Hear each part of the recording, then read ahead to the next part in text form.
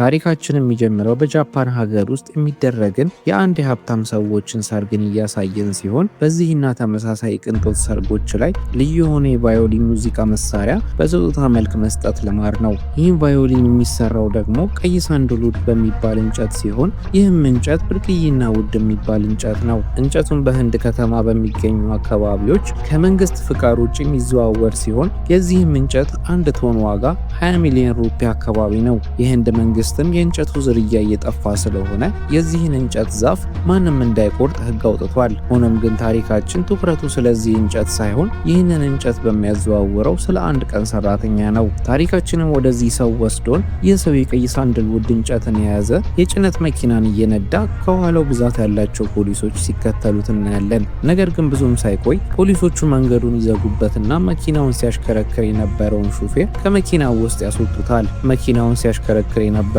ነውጠኛ ወጣት ለፖሊሶቹ ጉዟቸውን እንዲቀጥሉ የሚፈቅድላቸው ከሆነ 10,000 ሩፒ እንደሚከፍላቸው ያሳውቃል። አንደኛውም ፖሊስ የወጣቱን ሸሚዝ ጨምድዶ ይዞት እንደነሱ ያሉ ፖሊሶችን በጉቦ ማታለል እንደማይችል ይነግረዋል። ወጣቱን በመናደድ ፖሊሱ ላይ አሪፍ ቡጥ ያሳርፍበታል። ፖሊሱን ምቱን መቋቋም አቅቶት በወደቀበት ሰዓት ላይ ሌላኛው ፖሊስ ወጣቱን ይመተዋል። ወጣቱን በመቀጠል 10,000 ሩፒ ላይ ሌላ 10,000 ሩፒ ሊጨምርላችሁና መንገዴን ልቀቁልኝ በማለት የሚነግራቸውን ግን ፖሊሶቹ በእንቢታ በመጽናታቸው ምክንያት ወጣቱ በድጋሚ ፖሊሶቹን መደብደብ ይጀምራል። በመቀጠልም ወጣቱ በድጋሚ ፖሊሶቹን እድሜ ዘመናቸውን ቢለፉ የማያገኙትን 50,000 ሩፒ እንደሚከፍላቸው ቢናገርም ሀቀኞቹ ፖሊሶች አሁንም ሙስና እንቀበልን በማለት ጥቃታቸውን አጠናክረው ይቀጥሉበታል። በዚያን ጊዜም አንድ ያልታሰበ የፖሊስ አዛዥ ከኋላው በመምጣት በወጣቱ ራስ ላይ ሽጉጥ ይደቅንበታል። በፍጥነትም ወጣቱ አፈርድሜ ያበላቸው ፖሊሶች ከወደቁበት በመነሳት ወጣቱን ይዘው ወደ ፖሊስ ጣቢያ ሊወስዱት መኪናቸው ላይ ሲጭኑት ወጣቱ በድጋሚ ከለቀቁት ለእያንዳንዳቸው 100,000 ሩፒ እንደሚከፍላቸው ይነግራቸዋል። ይህንንም የሰማው የፖሊስ አዛዥ የገንዘቡ መጠን አስደንግጦት ወጣቱን ለመፍታት ይወስናል። በስተመጨረሻም ፖሊሶቹ ወጣቱን ገንዘቡን ተቀብለው ከፈቱት በኋላ ፖሊሶቹ ስሙ ማን እንደሆነ ይጠይቁታል። እሱም ስሙ ፑሽፓ እንደሆነ ይነግራቸውና ይሄዳል።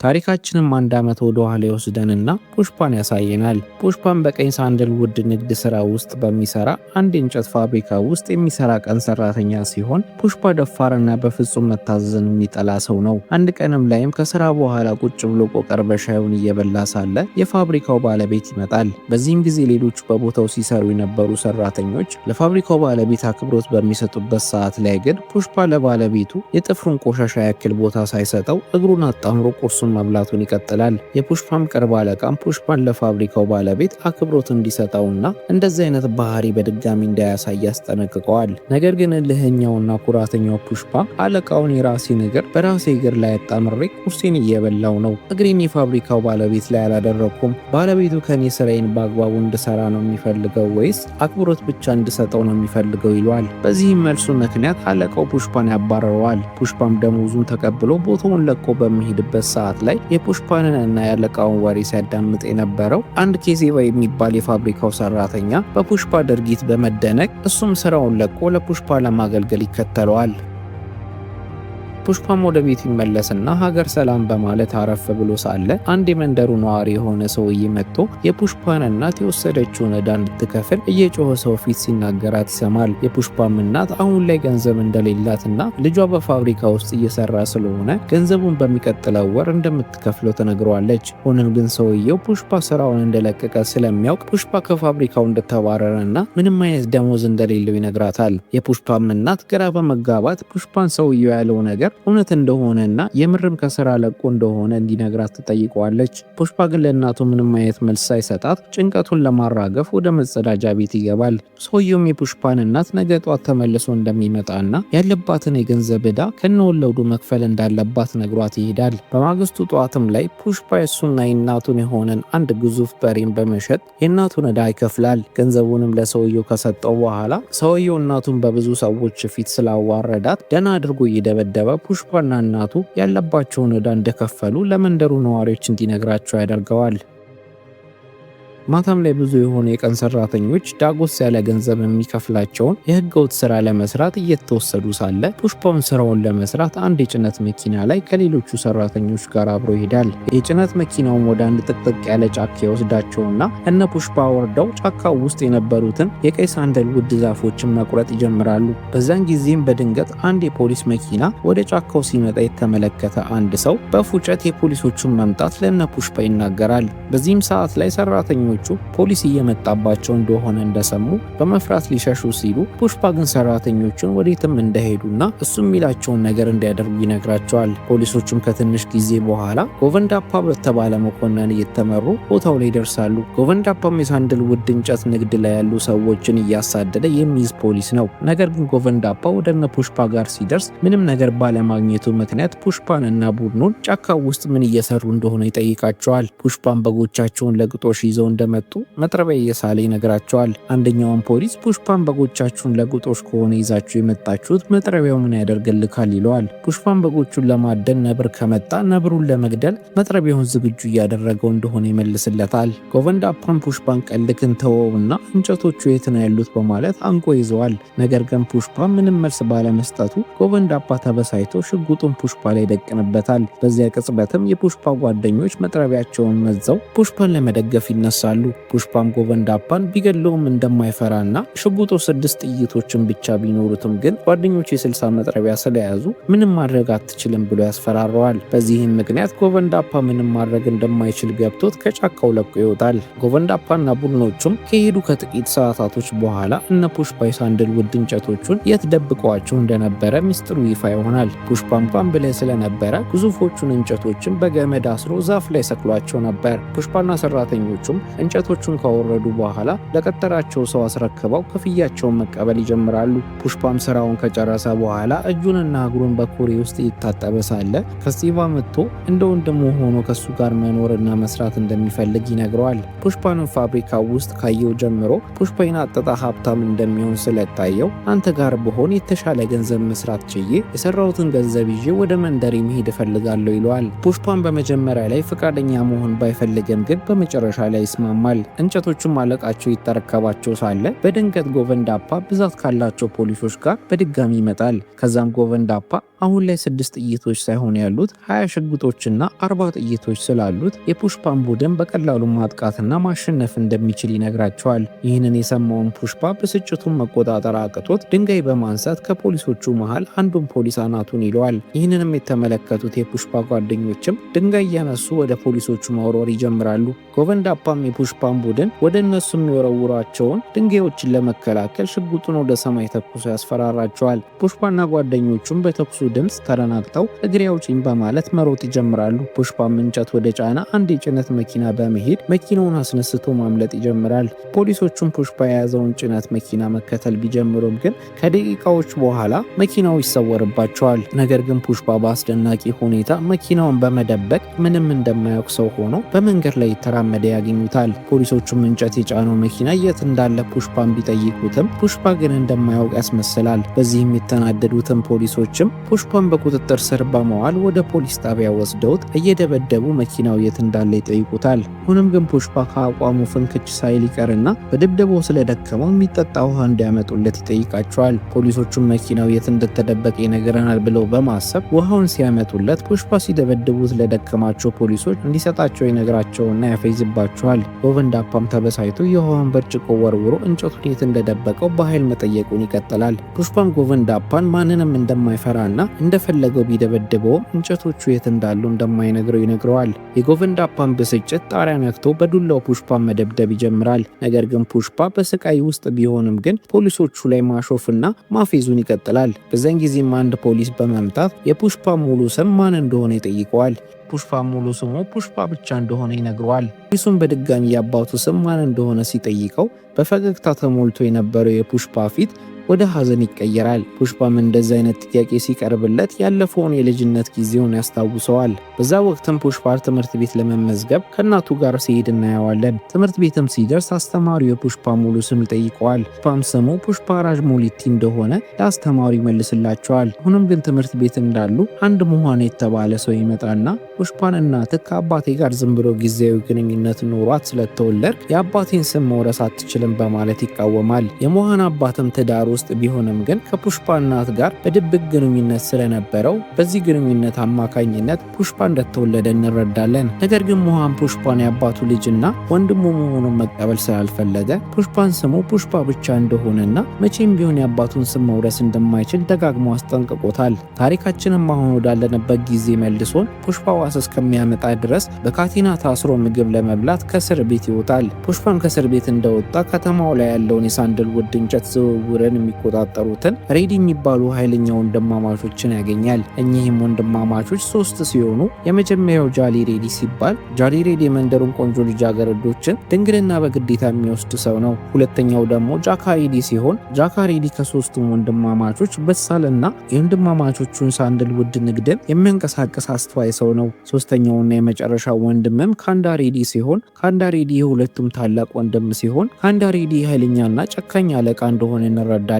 ፑሽፓን ደብቆት የነበረው የሳንደልውድ ባለቤት ወንድማማቾቹ ስለነበሩ ፑሽፓን እንጨቶቹን የት እንደደበቃቸው ይጠይቁታል። ፑሽፓም እንጨቶቹ የት እንዳሉ የሚነግራቸው 500,000 ሩፒ ገንዘብ ከሰጡት ብቻ እንደሆነና ከእስር ቤት ዋስ ሆነው እስካስፈቱት ድረስ ብቻ እንደሆነ ይነግራቸዋል። ይህንንም የሰማውም ጃሊ ሬዲ ተበሳይቶ አንተ 500,000 ሩፒ ሳይሆን የሚገባክ ደህና የሆነ ቅጥቀጣ ከተሰጠክ እንጨቱ የት እንዳለ ትናዘዛለክ ይለዋል። ሆኖም ግን ብስሉ ጃካ ሬዲ ነገሮችን በማረጋጋት ገንዘቡን እንደሚሰጡትና በዋስ እንደሚያስፈቱት ነግሮት ፑሽፓ ወደ ጫካ ይዟቸው ለመሄድ ይስማማል። ፑሽፓም ወንድማማቾቹን መኪናውን ወደ ደበቀበት ስፍራ ይወስዳቸዋል። ፑሽፓም ፖሊሶቹ በሚያሳድዱበት ጊዜ መኪናውን አንድ ውሃ የቋጠረ ጉድጓድ ውስጥ ከቶት እንደነበረ እንረዳለን።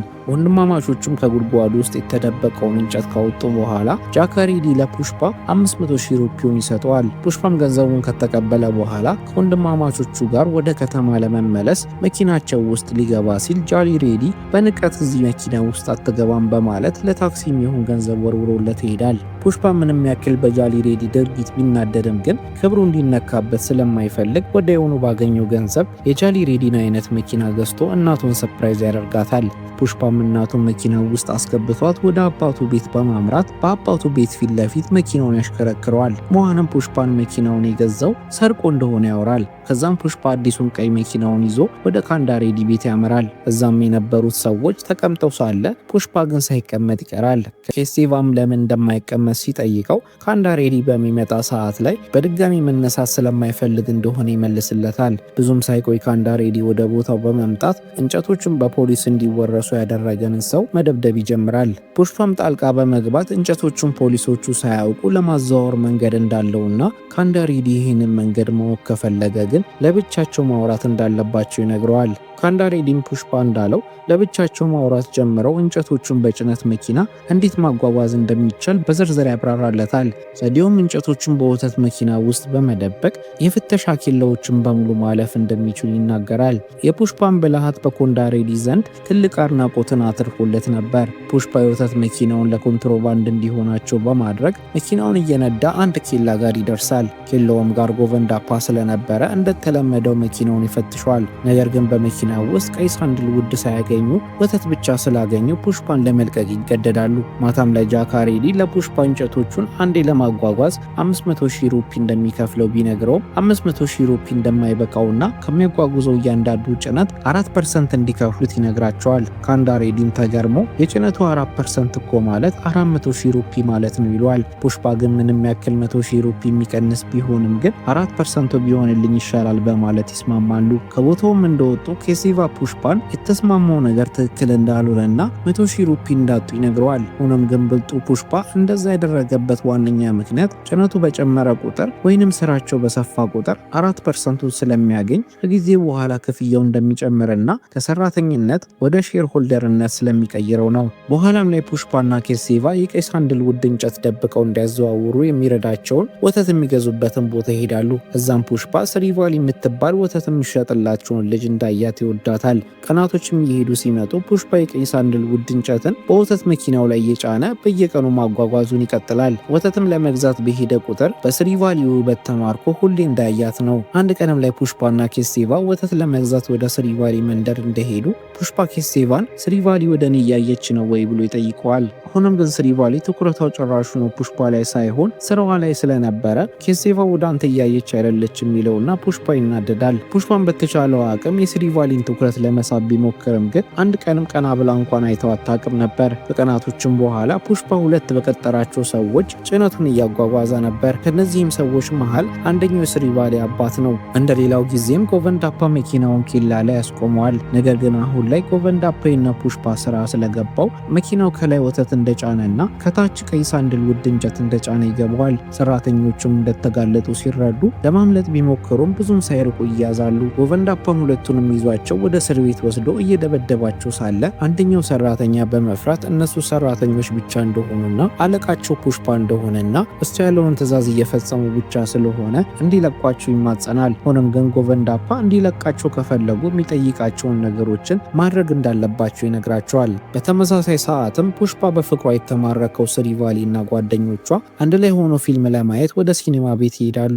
ነገር ግን ለቲኬቶቹ ለመክፈል የሚያስችል በቂ ገንዘብ እጃቸው ላይ የላቸውም ነበር። ይህንንም የተመለከተው ኬሴቫ ፑሽፓ ደስ እንዲለው ወደ ሴቶቹ ሄዶ ቲኬቶቹን ለመግዛት የሚሆናቸውን ገንዘብ እንደሚሰጣቸውና በምላሹ ስሪቫሊ አንድ ፑሽፓን አይታ ፈገግ ማለት እንዳለባት ይነግራቸዋል። ስሪቫሊ ነገሩ ባይጥማትም ግን በጓደኞቿ ተገፋፍታ ወደ ፑሽፓ ለመመልከት በሚቀጥለው ቀን ፍቃደኛ ትሆንና ኬሴቫ ገንዘቡን ይሰጣቸዋል። በዚህ ሁሉ መሃልም ከርቀት ጃሊ ሬዲ እንደተለመደው ድንግል ሴትን ፍለጋ ለአደን ወጥቶ ስለነበረ ጃሊ ሬዲ ከርቀት ስሪቫሊን እያያት ነበር። በመንገታውም ጠዋት ላይ ስሪቫሊ ያለባትን ዕዳ ለመክፈል ፑሽፓን በፈገግታ ተሞልታ ልታየው ከኬሴቫ ጋር ወደ ተቀጣጠሩበት ቤተ መቅደስ ትሄዳለች። ፑሽፓም እንደተለመደው ስሪቫሊን ለማየት ይሞክርና እሱን ስትመለከት በማየቱ ደስ ይለዋል። ስሪቫሊም ቃል በገባችው መሰረት ለፑሽፓ ፈገግ ካለችለት በኋላ ፑሽፓ ምልክት እየሰጠችው እንደሆነ ተረድቶ ሊያዋራት ይሄዳል። እዛም ኮራ ብለው አይተው ፈገግ ያለችው ወደው ስለሆነ እንደሆነ ይነግራታል። ሆኖም ግን ስሪቫሊ እንደሱ አይነት አስቀያሚና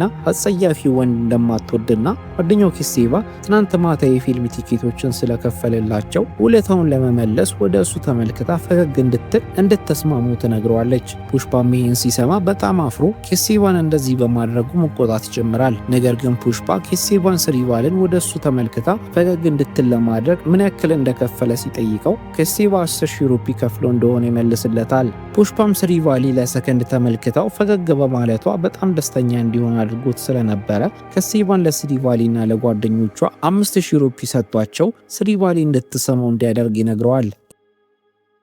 በሌላ በኩል ደግሞ በቀይ ሳንድልውድ እንጨቶች የተሞሉ ብዛት ያላቸው የጭነት መኪናዎች በአንድ ጫካ ውስጥ ወደሚገኝ መጋዘን ሲጓዙ እናያለን።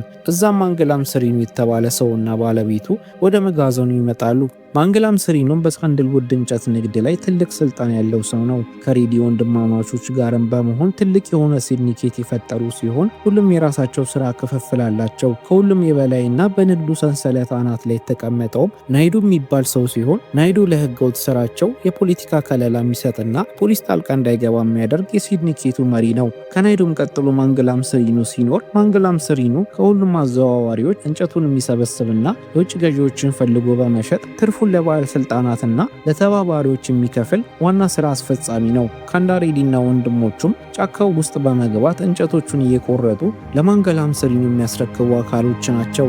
ማንገላም ስሪኑም በጭካኔ ወሰን የሌለውና የስራውን ሚስጥር ለፖሊሶች ተናግሯል ወይንም ስራዬን አስተጓጉሏል ብሎ የሚያስብን ሰው ከመግደል ወደ ኋላ አይልም። ይህም መጋዘን የነ ካንዳሬዲ መጋዘን ሲሆን ማንገላም ስሪኑ እጁ ላይ ያሉትን ብዛት ያላቸውን የቀይ ሳንድልውድ እንጨቶችን እዚህ መጋዘን ጋር አምጥቷል። እንጨቶቹንም ያመጣበት ምክንያት ወደ ወደብ የሚያጓጉዝለት ሰራተኛው እንጨቶቹን በድብቅ እየሰረቀው ስለነበረ ሰራተኛውን አባሮት አሁን ላይ የሚያጓጉዝለት ሰው ስለሌለው እንጨቶቹን ጊዜው ማስቀመጫ ቦታ ፈልጎ እንደሆነ እንረዳለን። ካንዳሬዲም አንገላም ሰሪኑን እንዳያስብና ፑሽፓ የሚባል ብልጥና ንቁ የሆነ ሰው ስራቸውን ስለተቀላቀለ ፑሽፓ እንጨቶቹን ወደ ወደቡ እንደሚልክለት ይነግረዋል። ብዙም ሳይቆይ ፑሽፓ ይመጣና ከማንገላም ሰሪኑ ጋር ይተዋወቃሉ። ቢሆንም ግን ይህንን ሁሉ ሲያወሩ ከተወሰኑ ቀናቶች በፊት ጎቨንዳፓ ቀይ ሳንድል ውድ ጭኖ የነበረ እንጨትን ሲያጓጉዙ ይዟቸው ከነበሩት አንደኛው ሰው ይህንን ሁሉ እየሰማ ነበር። ከሰዓታቶችም በኋላ ስሪቫሊ ፑሽፓን ለ5000 ሩፒ ለመሳም በጓደኞቿ ተገፍታ ስለነበረ ፑሽፓንና ኬሴቫን ልታገኛቸው ትሄዳለች። ስሪቫሊን ፑሽፓን ለመሳም ፍቃደኛ ስላልሆነችና አይናፋር ስለነበረች ከብዷት ነበር። አንደኛዋ ጓደኛዋም ፑሽፓ ወዳለበት መኪና አደፋፍራ ከወሰደቻት በኋላ ፑሽፓን ለመሳም ብትሞክርም ምንም ድፍረቱን ስላላገኘች ፈርታ ሰፈሩን በጩኸትና በለቅሶ ታቀልጠዋለች። ስሪቫሊም ይህንን ተግባር ከምትወደውና ከምታገባው ሰው ጋር ብቻ ማድረግ ስለምትፈልግ ፍቃደኛ እንዳልሆነች እያለቀሰች ለፑሽፓ ትነግረዋለች። የስሪቫሊም ጩኸት የሰሙት ጓደኞቿም ከመኪናዋ አስወጥተዋት ፑሽፓ ምን አድርጓት እያለቀሰች እንደሆነ ይጠይቋታል። ፑሽፓ ምንም እንዳላደረጋትና ጫፏን እንዳልነካት ይነግራቸውና ስሪቫሊን እያባበሉ ይዘዋት ይሄዳሉ። ፑሽፓም ለኬሴቫ ስሪቫሊ ባሏን ብቻ መሳም እንደምትፈልግ እንደነገረችውና እሷን መሳም የሚችለው ብቸኛው ሰው እሱ መሆን ስላለበት እሷን ማግባትም ካለበት እንደሚያገባት እየዛተ ይነግረዋል። በሚቀጥለውም ቀን ጠዋት ላይ ፑሽፓ ወደ መጋዘኑ ሲደርስ የማንገላም ሰሪኑ እንጨት ከመጋዘኑ ወጥተው ወደ ወደቡ ለምን አይሄዱም ብሎ የተበሳጨ አንደኛውን ሰራተኛ ያወራዋል። ሰራተኛውም ጃሊ ሬዲ መጋዘኑ ለመዝናኛው ክበብ ቀይሮት ስለነበረ ምንም አይነት የጭነት መኪና እንዳይመጣና እንዳይረብሸኝ በማለቱ ምንም አይነት ስራ እንዳልሰሩ ይነግረዋል። ጃሊ ሬዲም የእንጨት መጋዘኑን ለነውረኛ ተግባሩ መጠቀሚያ እያደረገው ስለነበረ ፑሽፓ ተበሳይቶ የመጋዘኑን በር ሰብሮ በመግባት ጃሊ ሬዲ አስሯት የነበረችውን ልጅ ይፈታታል። ጃሊ ሬዲም ሲመጣ ፑሽፓ ልጅቷን እንደፈታት ሲመለከት ተበሳይቶ ፑሽፓ ማን አዞክ ነው ልጅቷን የፈታካት ይለዋል። ፑሽፓም ጃሊ ሬዲ መጀመሪያ አንተ ለምን እንጨቶቹን ማጓጓዝ እንዳልጀመርክ ንገረኝ ብሎት ሲናገረው ጃሊ ሬዲ ተበሳይቶ ምንም በማያገባክ ነገር ጣልቃ አትግባ፣ መጋዘኑን እንደፈለኩኝ ማድረግ እችላለሁ፣ ተራ የቀን ሰራተኛ መሆንክን አትርሳ ይለዋል። ፑሽፓም ተራ የቀን ሰራተኛ የሚለውን ስድብ ሲሰማ ተበሳይቶ ጃሊ ሬዲ ማንን ነው ተራ ሰራተኛ የምትለው? እኔ እኮ ስራው ላይ 4% ሼር እንዳለኝ አትርሳ እያለው አንድ ሁለት መባባላቸውን ይቀጥላሉ። በዚህም ሰዓት ላይ ካንዳሬዲ ወደ ፑሽፓ ይደውልና ፑሽፓ ስልኩን ከማንሳቱ በፊት ጃሊ ሬዲን አንዳንዴ ታች ባለው ቃ ከምታስብ በአይምሮክ ማሰብ ብትጀምር ጥሩ ነው ይለውና ካንዳሬዲ ማውራት ይጀምራል። ጃሊ ሬዲን ፑሽፓ በሰደበው ስድብ መቆጣጠር የማይችለው ንዴት ውስጥ ገብቶ ፑሽፓን መደብደብ ይጀምራል። ሆኖም ግን ፑሽፓ ስልክ ላይ ካንዳሬዲ የነገረው ዜና በጣም አስደንግጦ ስለነበረ የጃሊ ሬዲ ምት ላይ ምንም ትኩረት እንዳያደርግ አድርጎታል። ካንዳሬዲም የነገረው ነገር ጎቨንዳፓ ስለመጋዘኑ መገኛ ስለሚያውቅ እጃችን ላይ 200 ቶን የሚያክል እንጨት ይዘን ከተገኘን ፍርዳችንን ከባድ ነው የሚያደርግብን። በተጨማሪም እንጨቶቹን አምኖ ያስረከበ ማንገላም ሰሪኑ እንጨቶቹ እንደተወረሱበት ሲሰማ እኛን መግደሉ ስለማይቀር በአፋጣኝ የሆነ መፍትሄ ስጥ ይለዋል። ፑሽፓም ካንዳሬዲን እንያለው አንድም የእንጨት ቁራጭ አይገኝም በማለት ስልኩን ዘግቶት ወደ ስራ ይገባል። ፑሽፓም እንጨቶቹን ከፖሊስ እንዴት እንደሚደብቅ በደንብ ካሰበ በኋላ አንድ ብሩህ የሆነ ሀሳብ ብልጭ ይለታል። ቶሎ ብሎም ከመኪናው ውስጥ ብዙ ገንዘብ ለኬሴቫ ሰጥቶት ወደ አንድ ስፍራ ቶሎ ብሎ እንዲያመራ ያዘዋል። ኬሴቫም ከሄደ በኋላ ፑሽፓ ወንዝ ዳር ተደርድረው ተቀምጠው የነበሩትን የሳንድል ውድ እንጨቶችን ወደ ወንዙ መጣል ይጀምራል። ጃሊ ሬዲም ወደ ካንዳሬዲ ደውለው ፑሽፓ እንጨቶቹን በሙሉ ወደ ወንዙ እየጣላቸው እንደሆነ ይነግረዋል። ካንዳሬዲም ጃሊ ሬዲን እንጨቶቹ ቢጠፉ ወይንም ፖሊሶቹ ቢመጡ ሙሉ ኃላፊነትን ፑሽፓ እንዲወስድ አንተ በአፋጣኝ ከመጋዘኑ መጥፋት አለበት ይለውና ጃሊ ሬዲ መኪናውን አስነስቶ ከመጋዘኑ ይወጣል። ፑሽፓና እዛ የነበሩትም ሰራተኞች በፍጥነት እንጨቶቹን ወንዙ ውስጥ ጥለው እንደጨረሱ ጎቨንዳፓና ቡድኑ በቦታው ይደርሳሉ። ጎቨንዳፓና ቡድኑም መጋዘኑን ገለባብጠው የሳንድል ውድ እንጨት ቢፈልጉም ግን ምንም አይነት የእንጨት ቁራጭ ሳያገኙ ይቀራሉ። በተመሳሳይ ሰዓትም ኬሴቫ ፑሽፓ ወደ ላከው ቦታ ይደርሳል። ይህም ቦታ ግድብ ሲሆን ኬሴቫ ለግድቡ አስተዳዳሪ ፑሽፓ የሰጠውን ገንዘብ በመስጠት ግድቡን እንዲዘጋው ያደርገዋል። እንደ ዕድልም ሆኖ እነ ፑሽፓ ወደ ወንዙ የጣሏቸው እንጨቶች የግድቡ በር ከመዘጋታቸው በፊት በመድረሳቸው አንድም እንጨት ሳይጠፋ ይቀራል። ፑሽፓም ጋር ግድቡ እንደተዘጋና እንጨቶቹ ወዴትም እንዳይሄዱ የሚናገር መልእክት ይደርሰዋል። ፑሽፓም የአሸናፊነት ስሜት ተሰምቶት ጎቨንዳፓን በኩራት እንደሌላው ጊዜ አሁንም ስላሸነፍኩ ብዙ አትልፋ ይለዋል። ጎቨንዳፓም አሁን አምልጠቅ ብታሸንፈኝም ግን ሁሌ ፋሲካ የለም ብሎ ይሄዳል።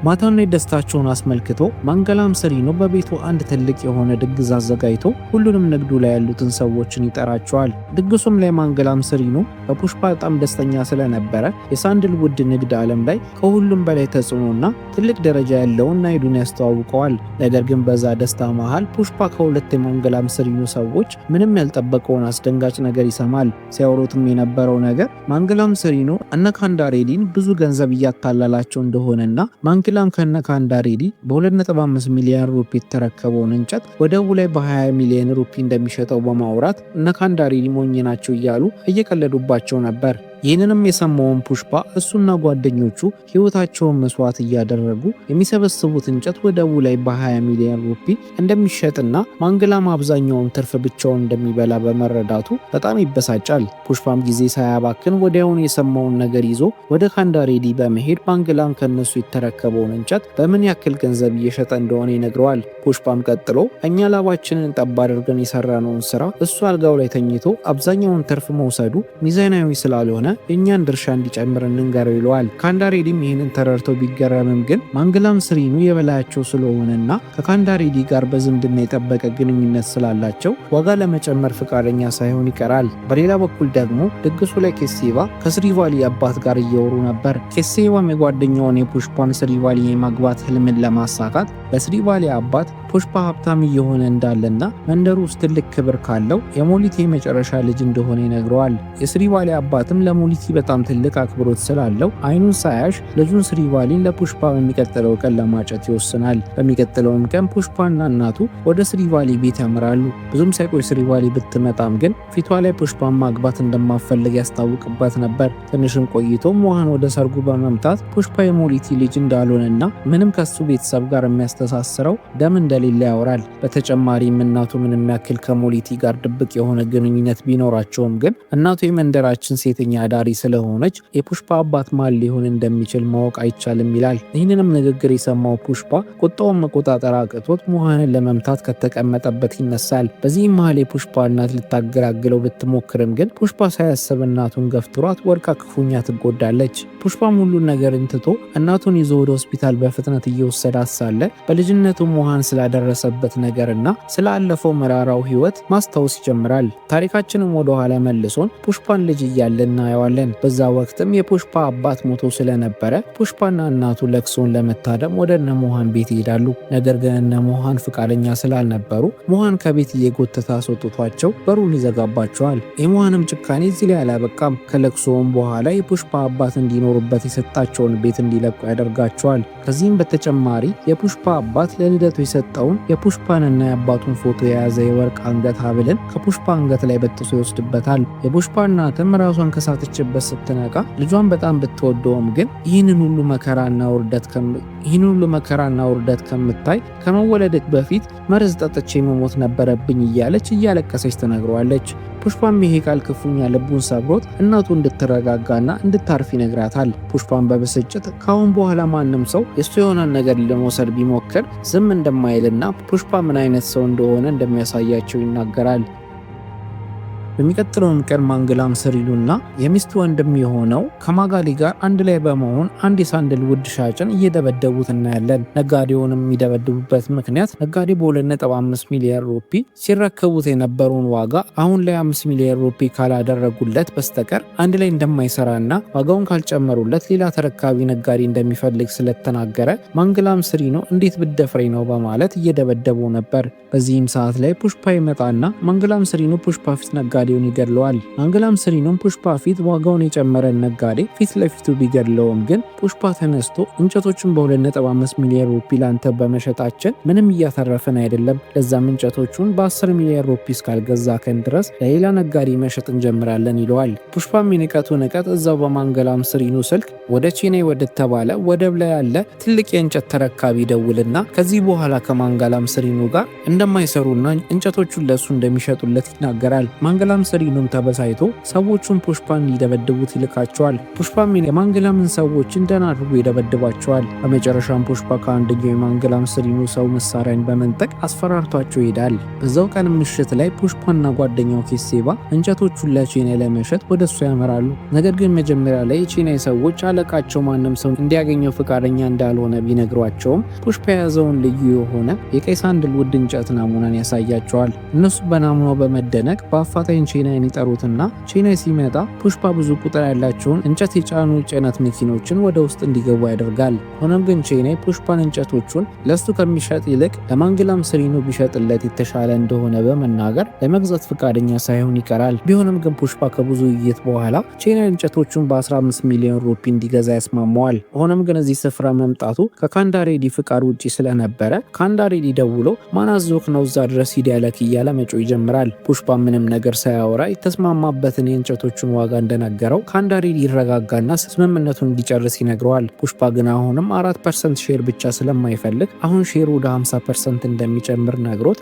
ካንዳሬዲ ይስማማል። በሌላ በኩል ደግሞ ጃሊ ሬዲ የስሪቫሊን አባትና አንደኛውን ሰራተኛ ለጎቨንዳፓ መረጃ ሲያቀብሉ እንደነበር ይደርስበትና መደብደብ ይጀምራል። አንደኛውንም ሰው ከገደለው በኋላ የስሪቫሊንም አባት ሊገለው ሲል ቆንጅዬ ልጅ እንዳለችው ትዝ ይለዋል። ከዛም ጃሊ ሬዲ ወደ ስሪቫሊ ቤት በመሄድ አባቷ ወደ ቤት በህይወት እንዲመለስ የምትፈልግ ከሆነ ከሱ ጋር መተኛት እንዳለባትና ያን ማድረግ ካልቻለች ግን አባቷ እንደሚገድልባት ያስፈራራታል። ማታም ላይ ስሪቫሊ ልብሷንና ሰውነቷን አሳምራ ሞተር ሳይክሏን አስነስታ ወደ ጃሊ ሬዲ መሄድ ትጀምራለች። ሆኖም ግን ጃሊ ሬዲ ጋር ከመሄዷ በፊት ወደ ፑሽፓ ሄዳ ጃሊ ሬዲ አባቷ እንዳገተባትና እሱን ነፃ ለማውጣት ከጃሊ ሬዲ ጋር መተኛት እንዳለባት ትነግረዋለች። ነገር ግን ፑሽፓ የምትወጂውን ሰው ሂጂና እሱን ጠይቂው፣ እኔ ምንም አይመለከተኝም በማለት ችላ ይላታል። ስሪቫሊን ፑሽፓ እንደሚያስበው እንዳልሆነና ለመጀመሪያ ጊዜ እንዳየችው ከሱ ፍቅር እንደያዛት ትነግረዋለች። በተጨማሪም መኪናው ውስጥ እንዲሰማት ብር የሰጣት ጊዜ መሳም የምትፈልገው ባሏን ብቻ እንደሆነ የነገረችው ሰዓት ላይ ፑሽፓን አግባኝ እያለችው እንደሆነና ፑሽፓ ግን እንዳልተረዳት ትነግረዋለች። ፑሽፓን በሰማው ነገር ተደስቶ ስሪቫሊ እሱን የእውነት እንደምታፈቅረውና እንደምትወደው በመገንዘቡ የስሪቫሊን አባት ከሴሰኛው ጃሊ ሬዲ እጅ ለማዳን ይወስናል። ወዲያውንም ፑሽፓ ከስሪቫሊ ጋር ወደ ጃሊ ሬዲ በመሄድ የብሩስሊ ምት በሚያስንቅ ሁኔታ ከመሬት ጋር ማጋጨት ይጀምራል። ጃሊ ሬዲም የሆነ ሰዓት ላይ የመልስ ምት ሊያደርግ ሲል ፑሽፓ ጃሊ ሬዲን እግሮቹ መሃል ያለውን እቃውን በመምታት ከጥቅም ውጭ ያደርገዋል። በዚህም በጣም የተናደደው ጃሊ ሬዲ ሽጉጡን ቢመዝም ፑሽፓ በፍጥነት ጃሊ ሬዲን በብረት ወንበር መምታት ይጀምራል። በመጨረሻም ጃሊ ሬዲን ወገቡ እስከሚሰበት ድረስ ሽባ አድርጎ ያስቀምጠዋል። ብዙም ሳይቆይ ኬሴቫ ታግቶ የነበረውን የስሪቫሊን አባት ካስፈታ በኋላ ወደ እነ ፑሽፓ ይመጣል። ኬሴቫ ምንም ያክል ጃሊ ሬዲ የሚገባውን እንዳገኘ ቢያምንም ግን ካንዳሬዲና ጃካሬዲ ፑሽፓን ጃሊ ሬዲን በመደብደቡ እንደማይለቁት ይናገራል። ሆኖም ግን ፑሽፓ ጃሊ ሬዲ እንኳን ለካንዳሬዲና ለጃካሬዲ ለአሜሪካ መንግስትም ቢሆን መናገር እንደሚችልና ማንም ቢመጣ እንደማይፈራ ተናግሮ ስሪቫሊን ይዞ መሄድ ይጀምራል። ፑሽፓም ከመሄዱ በፊት ጃሊ ሬዲ እየተጣጣረ ፑሽፓን ይጠራውና ዛሬ የተፈጠረውን ነገር ለማንም ሰው እንደማይናገርና ለብቻው እንደሚጋፈጠው ይዝታል። ፑሽፓም ጃሊ ሬዲን ወንድ ማለት እንደዚህ ማለት ነው እንጂ በጉልበት የሚያንሱክ ሴቶችን እንደፈለክ ማድረግ ማለት አይደለም በማለት ጃሊ ሬዲን ቃሉ እንዲጠብቅ ነግሮት ይሄዳል። ፑሽፓም ስሪቫሊን ወደ ቤቱ ከመለሳት በኋላ ስሪቫሊ እቅፍ አድርጋ ትስመዋለች። ጃሊ ሬዲን ፑሽፓ ባደረሰበት ከባድ ድብደባ ወደ ሆስፒታል ይወሰድና ዶክተሮቹ የወገብ አጥንቱ ክፉኛ ስለተጎዳ ተመልሶ እንዲራመድ ረዥም ጊዜ እንደሚወስድ ያወራሉ። ጃሊ ሬዲም ቃሉን እንደጠበቀው ማን እንደደበደበው ደጋግሞ በወንድሞቹ ቢጠየቅም ግን ምንም መልስ ሳይሰጥ ይቀራል። ፑሽፓና ኬሴቫም ስራ ቦታቸው ጋር ሆነው ጃሊ ሬዲ ቃሉን ጠብቆ ለነ ጃካሬዲ ይናገራል ወይስ አይናገርም እያሉ እያወሩ ሳለ ጃካሬዲ በሩን ከፍቶ ይገባል። እነ ፑሽፓም ጃካሬዲ ሲያወሩት የነበረውን ነገር ሰምቷቸው ከሆነ ያስባሉ።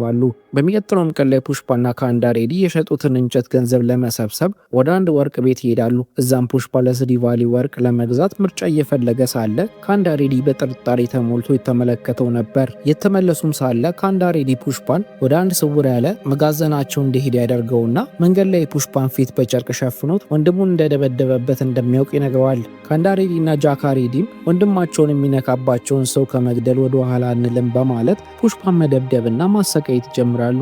ካንዳሬዲን ፑሽፓን እየጎተተ በቁሙ ሊቀብረው አንድ የተቆፈረ ጉድጓድ ውስጥ ከቶት ሽጉጡን እንደደቀነበት ካንዳሬዲ ከየት መጣ ባልተባለ ጥይት ተመቶ መሬት ላይ ይወድቃል። የተኮሰውም የማንገላም ሰሪኖ ሚስት ወንድም ማጋሊ ሲሆን ማጋሊና ቡድኖቹ ከካንዳሬዲ ሰዎች ጋር ከባድ የሆነ ተኩስ ማድረግ ይጀምራሉ። እነ ጃካሬዲም ቁጥራቸው አናሳ ስለነበረ የማጋሊን ጥቃት መከላከል አቅቷቸው ወደ ጫካው መሮጥ ይጀምራሉ። ፑሽፓም እነሱን ተከትሎ በተቻለው አቅም እጁ እንደታሰረና ፊቱ እንደተሸፈነ ራሱን ለመከላከል ይሞክራል። እድለኛም ሆኖ ኬሴባ ይመጣለትና በሞተር ሳይክላቸው ከስፍራው ያመልጣሉ። ነገር ግን እነ ጃካሬዲ ጋር እድል አልቀናቸውም ነበር። ማጋሊም አብዛኞቹን የጃካሬዲን ሰዎችን ከገደላቸው በኋላ ጃካሬዲን ይይዘዋል። የሆነ ሰዓትም ላይ ከየት መጣ ሳይባል ፑሽፓ ሞተር ሳይክል እየነዳ በመምጣት የማጋሊን ቡድን ለብቻው ደብድቧቸው ያስቀምጣቸዋል። ፑሽፓም ጃካሬዲን ምንም ያክል በጠላት አይን ቢታያዩም ግን አንድ ላይ እስከሚሰሩ ድረስ ማንም ሰው የስራውን ባልደረባ እንዲነካበት ፍቃደኛ ስላልሆነ ጃካሬዲን ለማዳን እንደመጣ ይነግረዋል። በመጨረሻም ማጋሊ ብቻ ይቀርና እነ ፑሽፓ ማጋሊን ይዘውት እንዳሉ ማንጋላም ሰሪኑ ለፑሽፓ ይደውልለታል። ማንጋላም ሰሪኑም የሚስቱን ወንድም እንዳይገድልበትና ፑሽፓ የሚለውን ማንኛውም ነገር ለማድረግ ፍቃደኛ እንደሚሆን ይነግረዋል። ሆኖም ግን ፑሽፓ ምንም ፍቃደኛ ሳይሆን ማጋሊን ይገድለውና ለማንጋላም ሰሪኑ እዚህ ዓለም ላይ ማንም ፑሽፓን ማቆም እንደማይችል ነግሮት ስልኩን ጆሮ ላይ ይዘጋበታል። ከዛም እነ ፑሽፓ የማንጋላም ሰሪኑንና የማጋሊን አስክሬንን ይዘው ወደ ቤት በመሄድ የካንዳሬዲን የቀብር ስነስርዓት መፈጸም ይጀምራሉ። የቀብር ስነስርዓቱም ላይ ናይዱ በድንገት ይመጣል። ናይዱም ሰላም ለማስፈን ማንጋላም ሰሪኑን ቢጠራውም ግን ማንጋላም ሰሪኑ የመጣው ሰላም ለማስፈን ሳይሆን የማጋሊን ሬሳ ለመውሰድ ነበር። ናይዱ ግን ማንጋላም ሰሪኑን መጀመሪያ ቁጭ እንዲልና የጠባቸውን መነሻ በመወያየት ችግሩ እንዲፈቱት ይናገራል። ማንጋላም ሰሪኑን ጸቡን የጀመሩት እነሱ ናቸው በማለት ወደ እነ ፑሽፓ ይጠቁማል። ፑሽፓም ገንዘብ ሙሉ ሻንጣ በማምጣት ገንዘቡን ፊት ለፊታቸው ይዘረግፈዋል። ፑሽፓም ቀጥሎ ይህ ገንዘብ አንድ ቶን ቀይ ሳንድልውድ በ10 ሚሊዮን ሩፒ ስለሸጥን ነው። ነገር ግን ከማንጋላም ሰሪኑ ጋር በምንሰራበት ወቅት 2 ሚሊዮን ሩፒ ነበር ክፍያችን፣ ጸባችንም በዚህ ምክንያት ነው ይላል። ይህ መረጃም የሰሙት ለቅሶውን የታደሙት ሌሎቹ ነጋዴዎች በ2 ሚሊዮን ሩፒ ብቻ ለማንጋላም ሰሪኑ ስለሚሸጡለት ይበሳጫሉ። ማንጋላም ሰሪኑ በንዴት ተሞልቶ ማንጋሊን ገድለክ አሁን ደግሞ እኔን ስም ልታጠፋ ነው በማለት ተናዶ ሊመታው ይጋበዛል። ፑሽፓም ተረጋግቶ ለናይዱና ለሌሎቹ ነጋዴዎች ማንጋላም ሰሪኑ በስግብግብነቱ ምክንያት እኛ በጣም እየተጎዳን ስለሆነ እሱን ከንግዱ ዓለም ብናስወጣው የምናገኘው ትርፍ በእጥፍ ይጨምራል። ምናልባትም አሁን ለአንድ ቶን ሳንድልውድ 20 ሚሊዮን ሩፒ የምናገኝ ቢሆንም ግን ከብዙ ቦታዎች ገዢዎች እኛን ዕቃ ለመግዛት እየተሰለፉ ስለሆነ አንድ ቶን ሳንድልውድን እስከ 30 ሚሊዮን ሩፒ ድረስ መሸጥ እንችላለን ይላቸዋል። ናይዱም በፑሽፓ ድፍረትና በገንዘቡ ብዛት በመሸነፉ ወዲያውኑ ማንጋላም ሰሪኑን አባሮ ፑሽፓን የሲንዲኬቱ መሪ አድርጎ ይሾመዋል። በዚህ ምክንያት የማንጋላም ሰሪኑ ዓለም ይናጋበታል። ከመሄዱም በፊት የማንጋሊን ሬሳ ስጡኝ ይላቸውና ኬሴባ ተቀመጥክበትን ይለዋል። የሚቀጥለውን ቀን ፑሽፓ የሚሾምበት ቀን ስለነበረ ትልቅ ድግስ እየተካሄደ ነበር። በዚያ ቀንም ላይ የማንጋላም ሰሪኑ ሚስት ማንጋላም ሰሪኑን የወንድሜን ገዳዮችን ለምን አልተበቀልክልኝም በማለት ጉሮሮውን በምላሽ ትቆርጠውና ወደ ሆስፒታል ይወሰዳል። ፑሽፓም አሁን ላይ ስልጣን ማማ ላይ ወጥቷል። ከስሪቫሊም ጋር ጋብቻቸውን እንዲፈጽሙ ስለነበረ የፑሽፓ እናት ለሞሃን የሰርግ ግብዣ ለመስጠት ብትሞክርም ሞሃን በብስጭት የጥሪውን ካርድ ቀዳዱ ይጥለዋል። ኮቨንዳፓም ፑሽፓን መያዝ ባለመቻሉ ከስራው ይባረራል። ጃዴሬዲ ምንም ያክል በቀሉን ለመፈጸም ፍላጎት ቢኖረውም ግን የፑሽፓ ድብደባ እስካሁን ድረስ በራሱ መንቀሳቀስ እንዳይችል አድርጎታል። ነገር ግን ፑሽፓንም ማንም የማይነካው ሰው ቢሆንም ግን ሁሉንም ነገር ግልብጥብጥ የሚያደርገው አንድ ሰው ይመጣል። እሱም ሰው ባኗር ሲሆን ባኗር በጎቨንዳፓ ቦታ የተተካ በጣም ጨካኝና አረመኔ የሆነ የፖሊስ መኮንን ነው። ባኗርም ሐሺሽ ሲሸጡ ያገኛቸውን ሰዎችን በቁጥጥር ስር አውሎ ወደ ጣቢያ በሚወስዳቸው ሰዓት ላይ መኪና ውስጥ ወንጀለኞቹን አጣበባችሁኝ በማለት ሁለቱም ወንጀለኞችን እስከ መግደል የደረሰ ሰው እንደሆነ እንመለከታለን። ፑሽፓም ከባኗር ያለውን ግንኙነት ሰላማዊ ለማድረግ ወደ ፖሊስ ጣቢያ ሄዶ ለባኗር የሰርግ ጥሪ ካርድንና ብዛት ያለውን ገንዘብ በጉቦ መልክ ይሰጠዋል። ባኗርም ገንዘቡን ተቀብሎ መቁጠር ይጀምርና ከገንዘቡ በስተጨማሪ አንድ ነገር ጎሏል ይላል። እዛም ባኗር ፑሽፓን የለበሰውን ሸሚዝ አንድ አይነት ቢመስልም ግን ያንተ ሸሚዝ እንደኔ ብራንድ አይደለም በማለት ያጣጥለዋል። ከዚህም በተጨማሪ የአባት ስም እንደሌለውና እናቱና ስሪቫሊን የሚነካ ንግግር ይናገረዋል። ፑሽፓም ለዓመታት ሲሸሸው የነበረውን ዘለፋ ዘለፋና ስድብን በአንዋር የተናገረው ቢሆንም ግን ንዴቱን ለመቆጣጠር መዳቡን ጭብጥ አድርጎ ይዘዋል። በአንዋርም ሽጉጡን በመምዘዝ ፑሽፓ ጨብጦ የያዘውን እጁ ላይ በመደቀን እጅክን ዘርገው ያለበለዚያ እተኩሳለሁ ይለዋል። ፑሽፓን በአንዋር ጎደለ ያለው ነገር ስለገባው በአንዋርን ጌታዬ ብሎ በአክብሮት ስም ሲጠራው በአንዋር የጎደለበትን ነገር ስላገኘ ፑሽፓን እንዲሄድና ከዚህ በኋላ ጉቦውን ሲያመጣ ሁሌ ጌታዬ እያለ እንዲጠራው ይነግረዋል። ፑሽፓም ከመሄዱ በፊት በአንዋር ከጉቦ ገንዘብ ላይ የተወሰነ ገንዘብ ወርውሮለት ብራንድ የሆነ ሸሚዝ እንዲገዛ ይነግረዋል። የባንዋርም ንቀት ጥግ የደረሰ ቢሆንም ግን በማይታወቅ ምክንያት ፑሽፓ ከባንዋር መታዘዝና መገዛት ይጀምራል።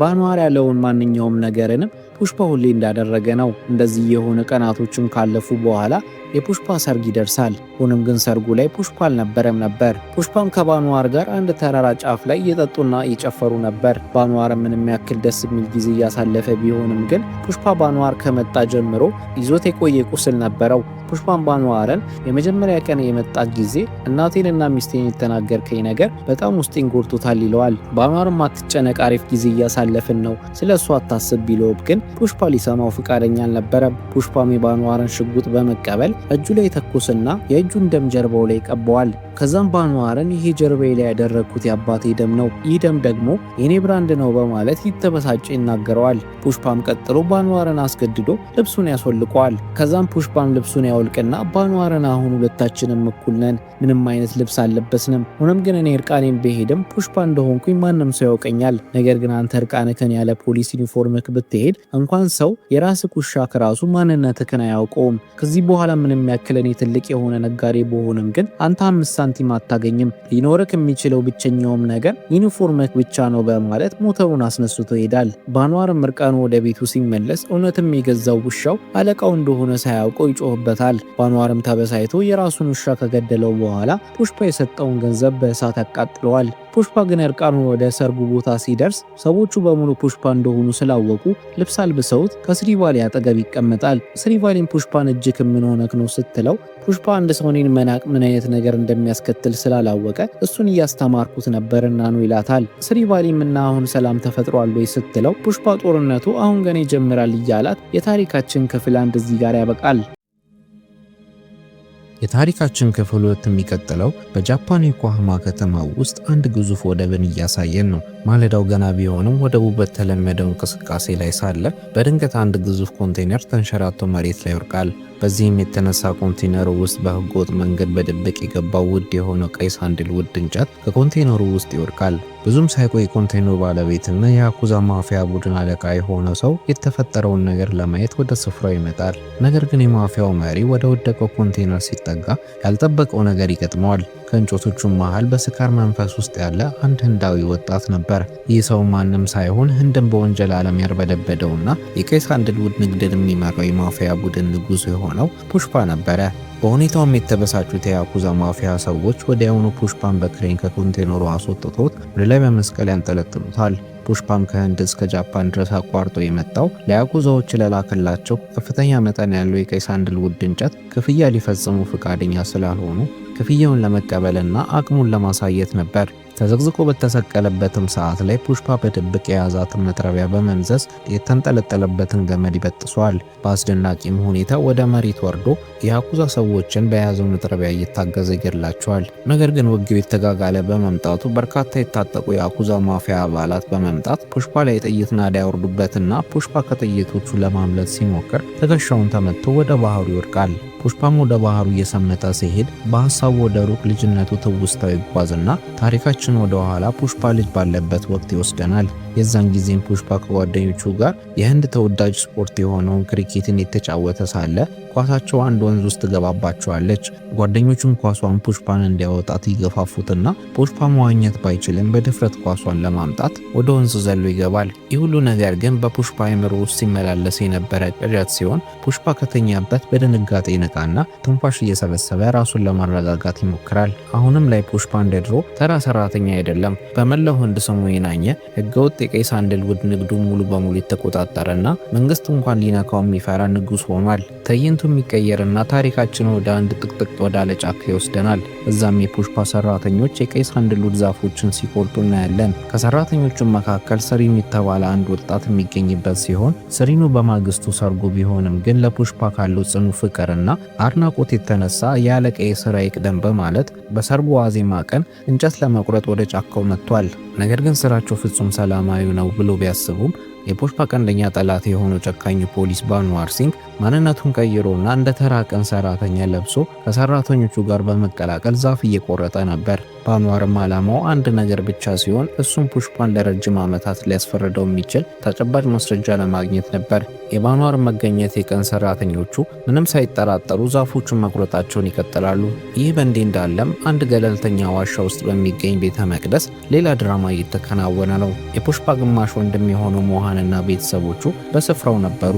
ብዙም ሳይቆይ የፑሽፓ እናትና ባለቤቱ ስሪባሊ ወደ ቤተ መቅደሱ ሲመጡ ሞሃን የድሮውን ቁርሾ በማንሳት የስድብ ናዳ ያወርድባቸዋል። ሞሃንም ለዚህ ሁሉ ጥላቻ ያዳረገውም ፑሽፓ ግማሽ ወንድሙ እንደሆነ ለማመን ፈቃደኛ እንዳልሆነና ለፑሽፓ ከፍተኛ ጥላቻ እንዳለው እንደሆነ እናስታውሳለን። ጫካው ውስጥም ልክ ዛፎቹ ተቆርጦ እንደተጠናቀቁ ባንዋር ከርቀት አድፍጠው ለሚጠባበቁት ወታደሮች ወደ ስፍራው እንዲመጡ ምልክት ይሰጣል። በቅጽበትም ሰላማዊ የነበረው የዛፍ ቆረጣ ስነ ስርዓት ወዲያውኑ ብዛት ባላቸው ፖሊሶች ይወረርና ሰራተኞቹ ምንም ያክል ለመበታተን ቢሞክሩም ሁሉም በቁጥጥር ስር ውለው ወደ ፖሊስ ጣቢያ ይወሰዳሉ። ይህ ወሬም ፑሽፓ ጋር ለመድረስ ጊዜ አልፈጀበትም ነበር። ፑሽፓና ቦኖም የተፈጠረውን ችግር ለመፍታት በቀጥታ ወደ ፖሊስ ጣቢያው ያመራሉ። የፑሽፓም ዓላማ ሁሉንም ለማስፈታት ቢሆንም ከሁሉም በላይ ግን ነገ ሰርጉ የሆነውን ስሪኑን ለማስፈታት አስቦ ነበር። በጣቢያውም የነበረው ምክትል ኢንስፔክተር ኩትፓ የሚባል ፖሊስ ግን ኮራ ብሎ እምቢታውን ይገልጻል። ፑሽፓን ቢያንስ ስሪኑን ብቻ ልቀቅልኝ፣ ለዚህ ውለታክ ደግሞ 500,000 ሩፒ ሰጥካለሁ እያለ ይደራደረዋል። ነገር ግን ፖሊሱ በሕግና በደንብ ምክንያት ማንንም ከስር እንደማይወጣ በድፍረት ይናገራል።